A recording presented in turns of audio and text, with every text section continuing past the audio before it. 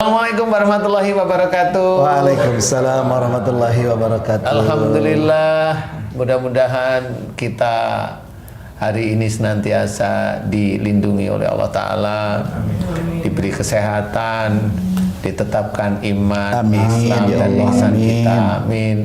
Yang itu dititipkan oleh Allah Ta'ala kepada kita pun sulit sekali untuk merawatnya. Nah, mudah-mudahan hari ini kita bisa berjumpa lagi di dalam kesempatan di Ustadz Danu Official Channel. Sedulur beriman, guys, kita mencoba untuk memberikan kehidupan sehari-hari. Sebenarnya kehidupan itu sangat berhubungan erat dengan ibadah-ibadah kita. Sebenarnya nggak cuma hanya bekerja aja, semua kehidupan di dunia ini bisa menjadi ibadah bagi kita kalau niat kita lillahi ta'ala. Nah, cuma dalam menjalankan kehidupan sehari-hari yang lillahi ta'ala itu banyak sekali orang Islam yang belum. Nah, ini saya ceritakan belum, karena nggak tahu. Dia anggap sudah yang namanya bekerja itu sudah ibadah, belum, karena bekerjanya nggak taunya belum baca basmalah. Nah, jadi nggak bisa jadi ibadah. Jadi kalau ada saudara atau sedulur beriman yang sudah pensiun pamannya lupa dulu, lupa ya. Nah, kameranya disorotin ke patung nih. Ini pensiunan ini. Nih Pak Ustadz. Boleh. Sepertinya ringan tapi isinya berat nih Pak Ustadz. Iya. Kalau misalnya gini, saya pernah berpikir gini. Nanti di hari akhir pada saat pemilihan surga dan neraka itu kan ada yang masuk surga, ada yang masuk neraka ya Pak Ustadz ya. Nah, bila ada orang yang pada saat itu orang yang terjolimi dia berada di surga misalnya, dan orang yang menjolimi dia berada di neraka, mungkin nggak Allah berkomunikasi sama yang orang yang terjolimi itu, hei hambaku, lihat orang yang menjolimimu dulu sudah kubenamkan dengan sadis-sadisnya di dalam neraka gitu. Ini kayaknya ada dendam. Pengen banget ngeliat orang. Tapi pertanyaan ini menjadikan saya tergelitik. Kalau nanti Tuhannya Mas Tipe itu kayaknya begini nih, Diatur. diatur, udah saya blesek-blesekan gitu. Jadi Allah Subhanahu Wa Taala itu manggil hambanya yang terjolimi. Hambaku ini lihat tuh, sudah aku benamkan secara sadis di neraka. Kayaknya nggak seperti itu, karena kalau pemanggilan itu kayak vaksinasi aja, nanti tengkruyuk enggak. Jadi kalau saya amati, sebenarnya ini pertanyaan bagus, tapi kita kan harus paham apa yang ada dalam Quran, ya, apa yang ada dalam hadis, itu yang harus kita ketahui. Begini nih ceritanya. Jadi seseorang itu masuk surga umpamanya. Sekarang intinya belum di pertanyaan ya, intinya begini nih. Seseorang yang hobinya dia membaca sholawat Nabi, nanti akan mendapatkan syafaat. Betul sih, hadisnya memang seperti itu, betul ya. Cuma kalau orang yang bersolawat setiap hari saking banyaknya nanti diberi syafaat sama Nabi, tapi dia tidak mau sholat, tidak mau puasa, dia hanya maunya bersolawat biar mendapat pertolongan atau syafaat. Kira-kira masuk surga apa enggak? Nah, susah pasti Ustaz. Kira-kira enggak. Jadi jangan menjadikan bahwa masuk surga itu mendapatkan syafaat Nabi itu sholawat aja. Enggak seperti itu. Nah, ini harus ngertiin dulu nih. Jadi orang yang masuk surga semua itu atas izin Allah dengan hukum Allah yang ada di akhirat. Jadi orang itu sudah ditimbang, dihisab dulu. Tapi yang harus kita ketahui, apa yang menjadikan timbangan berat, ringan dan sebagainya itu satu, orang yang mau masuk surga harus tidak boleh musyrik. Musyrik itu apa? Musyrik itu bisa aja menyembah bukan kepada Allah Ta'ala, menyembah patung, itu juga jelas itu. Kemudian minta pertolongan bukan kepada Allah Ta'ala dan diyakini yang dimintain pertolongan itulah kesannya Tuhannya, itu juga nggak akan masuk surga. Jadi harus paham dulu nih. Kemudian apalagi ya, menuhankan sesuatu. Sama. Jadi kalau dia sering ditolong orang, dia selalu orang itu sebagai penolongnya. Selalu seperti itu. Dia tidak ada unsur Allahnya. Contoh itu bagaimana, di mana itu? Nah, itu banyak di negara kita. Di mana? Di para pejabat. Link grade itu biasanya dia punya lokomotif sendiri. Dia punya lokomotif sendiri, dia lokomotifnya itu. Kemudian dia ngikut sebagai gerbongnya. Kalau lokomotifnya naik, nah dia ikut dinaikkan. Dan setelah di titik itu, dia merasa bahwa saya sering ditolong oleh Pak ini, pejabat itu. Itu menuhankan itu. Nah, kalau sudah seperti itu, orang-orang yang seperti itu insya Allah tidak akan masuk surga. Itu harus difahami, ya.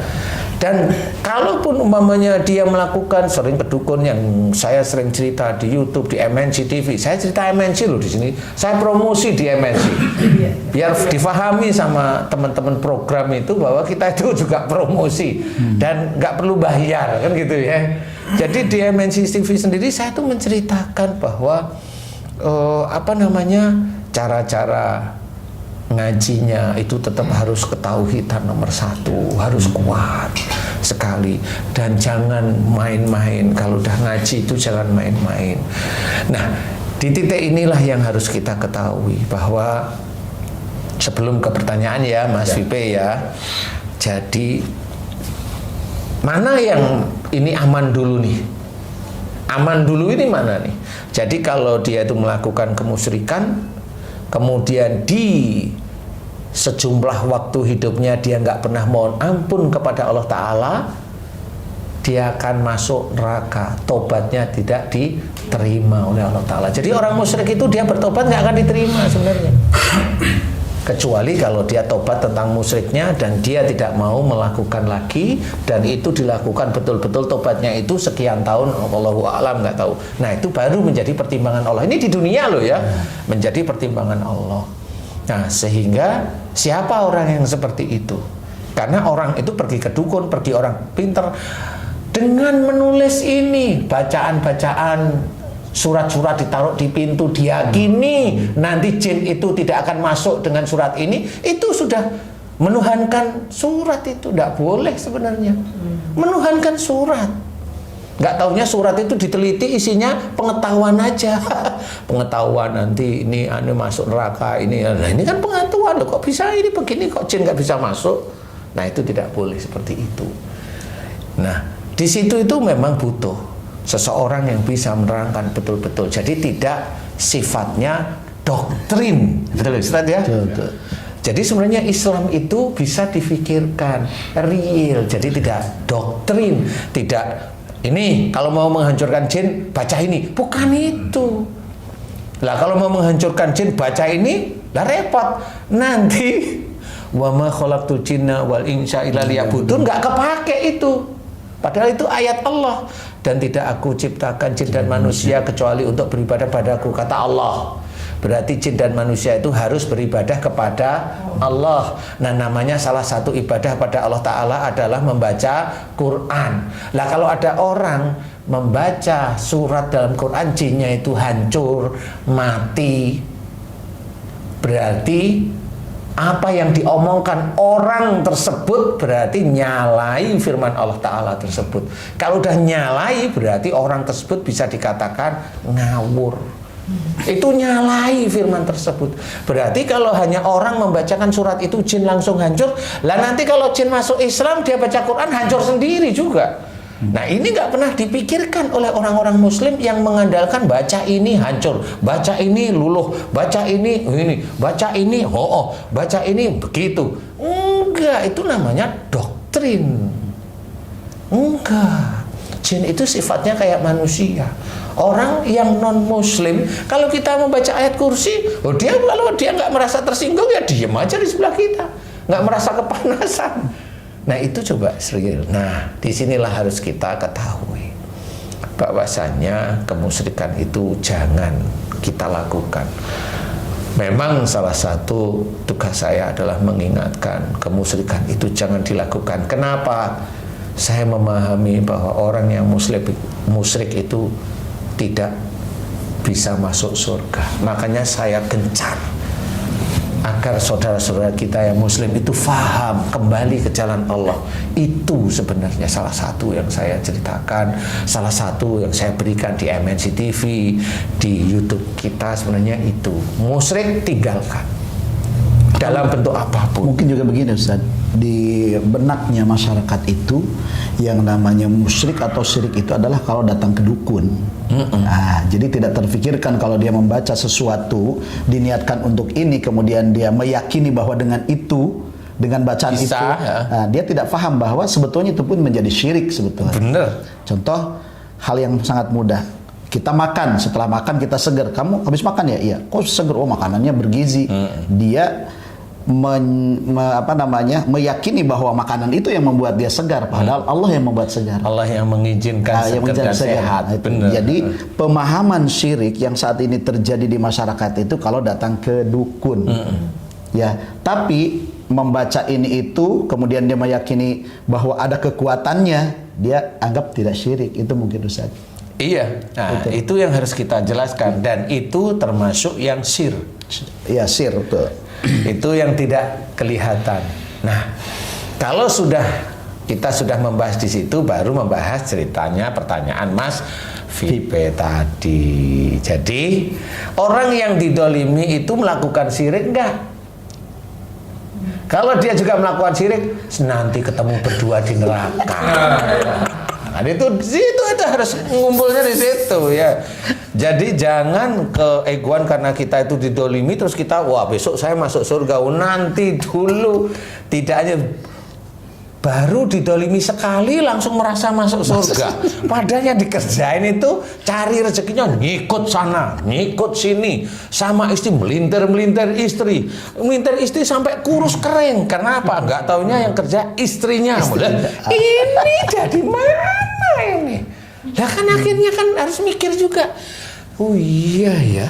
Nggak taunya saya sendiri ini melakukan kedoliman kan gitu. Iya. Nah ini harus difahami karena kedoliman itu orang yang dolimi orang lain. Kalau kita yang dolimi orang lain bukan dolim itu namanya. Betul ya? Betul. Kalau kita itu didolimi sering ya. Sering. Tapi jarang sekali kita itu menganggap diri kita yang dolim itu sangat jarang. Iya. Apalagi kalau kita sholat sudah 5 waktu, sudah berjamaah, ya, sudah sunah-sunah yang lain itu dikerjakan, ya, sudah sunah yang lain dikerjain. Gua taunya dengan saudaranya langsung mencak-mencak ngomongin kafir kamu anu lah. Ini nggak ada apa-apa, nggak ada yang dibahas pun ini tidak ada dalil yang jelas. Kenapa kamu ngomong seperti itu? Nah, di sini dia sendiri itu berbuat dolim sebenarnya. Nah, sudah. Berarti nanti kalau fase yang pertama tadi dia musyrik atau syirik enggak? Kalau syirik masuk neraka dua-dua. Biasanya tetanggaan. Iya. Kalau yang satunya surga, Pak Ustaz? Kenapa? Kalau yang satunya surga? Nanti dulu. Oh, belum mau minta surga aja. Sama saya juga gitu. Nah, kalau memang nggak taunya yang sehari-hari dilakukan seseorang tersebut adalah kedoliman, terus kedoliman itu salah satu yang ringan. Orang itu selalu punya pikiran jelek dengan orang lain walaupun dia sholat, itu udah masuk neraka. Karena Allah sudah menceritakan wala tajassasu. Janganlah mencari-cari kesalahan orang lain. Maksudnya mencari kesalahan orang lain, kita itu tidak tahu orang itu salah apa enggak. Kita cari-cari, itu udah dosa. Allah bilang jangan. Kalau Allah itu udah bilang jangan, kalau dilakukan itu masuk neraka. Siapa saja. Nah, inilah yang harus kita ketahui. Kalau memang ada infotainment itu tidak menyiarkan yang baik-baik, yang bagus, yang mengedukasi, carinya kesalahan aja artis yang lain. Lah itu uang yang dia dapat dari iklan dari situ, ya itu uang yang abu-abu hitam. Itu harus diketahui yang seperti itu. Nah, itu sama. Nah, harus hati-hati. Sama umpamanya saya bikin konten YouTube. Ya, saya ngasih sedekah kesana kemari. Saya nih di kamera, saya kamera kan bisa ya. Saya ngasih sedekah, mamanya ojek saya kasih 100.000 lah. Ya. Ya, insya Allah bisa. Viral. Persoalannya itu bukan di titik sedekahnya. Persoalannya adalah benar dia bersedekah, tapi manfaat tidak. Memang secara fisik manfaat buat yang ojek yang dikasih. Tetapi untuk ibadahnya nol, malah negatif. Karena di situ ada ujub, riya, bahkan sombong. Sudah begitu viral, ininya viewernya itu bisa jutaan dalam waktu 1 hari. Dia dapat uangnya dari situ, uangnya juga panas karena pamer sombong. Lah uangnya juga merah itu, uang itu merah. Dia makan dapat merah, anak istrinya juga dapat, ya merah semuanya. Merah itu maksudnya haram. Ini harus hati-hati seperti itu. Siapa yang mau kerja ya? Saya ceritakan, memang saya tidak bercerita bahwa gimana yang syar'i. Ya seperti itu sudah dijelaskan dalam Islam, tapi orang milih yang seperti itu. Kemana pamer mobil, kemana pamer rumah, teriak-teriak begitu. Lah ngapain? Tapi yang begitu itu yang disukai oleh orang, karena orang itu ingin kaya. Orang itu yang cari itu kaya. Sudah medsos itu sudah begitu-begitu. Saya nggak bilang bahwa medsos itu rusak semua. Enggak, karena ada teman-teman dakwah yang ngisinya lewat medsos. Termasuk Ustadz Asep. Kalau saya ya lewat YouTube ini, karena saya IG paling hanya mau tampil di MNC. Kenapa mau tampil di MNC saya harus pakai IG? Karena disuruh. Ya nggak apa-apa ya. Nggak apa-apa. Ya. Yang nyuruh ini, Ya. Nah itu, di titik itulah kita harus membahas yang lain sehingga kita bisa bijak menanggapi pertanyaan tadi, Mas Vibe. Jadi kalau dia sehari-harinya salah, pertanyaan itu udah nggak perlu ditanyain. Kenapa? Dua-duanya masuk neraka. Tuh. Beda blok aja kan. Nah, kalau umpamanya saya sudah baik, ini Ustadz, saya gampang malah. Pasti nggak akan bertanya. Lah kan gitu ya. Orang yang dia sudah baik ya Ustadz ya. Iya. Dia sudah ini tenang, ikhlas. Dia didolimi sekali itu diketawain. Santai aja, yakin saya. Karena apa? Allah itu Maha tahu. Bahkan bisa jadi bersyukur Ustaz. Lah iya. Dizalimi, alhamdulillah. Dizalimi itu malah bersyukur. pahalanya nambahin. Lah kan tahu akhirnya. Jadi tanya nggak? Iya. Kentang Ustaz.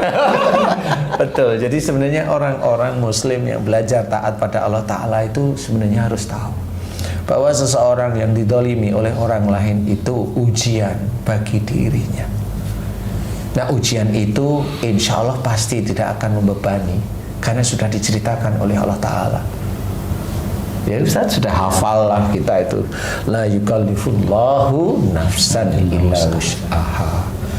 Allah tidak akan membebani seseorang itu kecuali dengan kesanggupan. Lah kalau orang itu nggak sanggup akhirnya marah. Nah dia yang dia pergunakan bukan analisa syariat, tapi yang dia pergunakan adalah nafsunya. Dia ingin menang, dia ingin harga dirinya tidak mau diinjak-injak. Karena apa? Nggak taunya orang itu pejabat. Nah, kan begitu, nggak mau diinjak-injak. Padahal hanya didolimi biasa. Seperti itu, gitu. Umpamanya dia melakukan perbuatan yang tidak baik, umpamanya dimasukkan media, dia malah lapor, yang masukkan ditahan, gitu. Padahal dia melakukan yang tidak baik, itu kan lucu jadi ya. Ya menurut saya lucu, tapi ya sudah biarin aja. Yang penting kita jangan melakukan hal yang tidak baik. Lah kan gitu.